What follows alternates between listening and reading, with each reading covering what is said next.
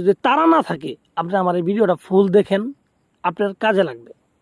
আপনাকে বলতে পারেন ভাই এরকম অনেক শুনছি, অনেক দেখছি, অনেক কবিরাজের কাছে গেছি, তারা আমার কাজ করে দিতে পারে নাই, বিভিন্ন জায়গায় ঘুরাইছে, বলে শরীর বন্ধ, অমুক বন্ধ। ভাই এগুলো মিথ্যা কথা। কারণ আমি শুরুতে বলছি এটা হচ্ছে একটা কুফুরি কাজ। আর কুফুরি কাজ করলে পরে শরীর বন্ধ থাকলেও সমস্যা নাই, আপনার গা বন্ধ থাকলেও সমস্যা নাই, রাশির বন্ধ থাকলেও সমস্যা নাই। যেহেতু এটা কুফুরি কাজ, আপনার হবেই হবে। আপনি হাজার জায়গায় ধরা খান, হাজার তাবিজ করেন, এটা আমার কোনো সমস্যা নেই। আমি বলবো, আপনি যদি 10 জায়গায় যাওয়ার পর যদি কাজ না হয়, তারপর আমার এই কাজ, এটা দিয়ে কাজ করবেন। আগে এটা দিয়ে করতে হবে না।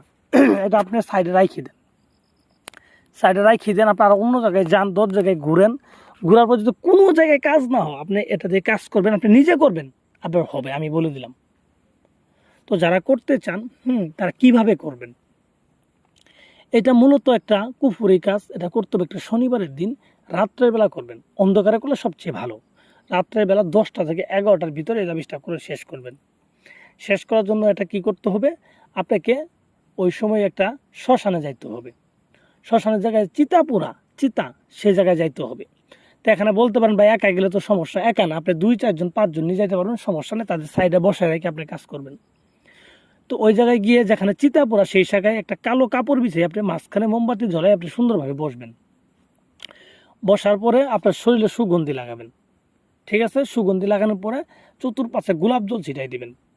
আর আগরবাতি ধরাবেন, সুগন্ধি আগরবাতি ধরাবেন। ধরানোর পর মুখের ভিতরে মিষ্টি জাতীয় কিছু, মধু অথবা বা চকলেট, মিষ্টি চকলেট বা চিনি, এগুলো মুখে দিবেন। দিয়ে তাবিজ লেখা শুরু করবেন। তো তাবিজটা তাহলে কার মধ্যে লিখবেন? তাবিজটা লিখবেন আপনি যে ব্যক্তির জন্য করবেন, তার ব্যবহার করা কাপড় উপরে লিখবেন। যদি কাপড় না থাকে তাহলে সাইডে রাখেন। কাপড় না রাখলে আপনি বাজার থেকে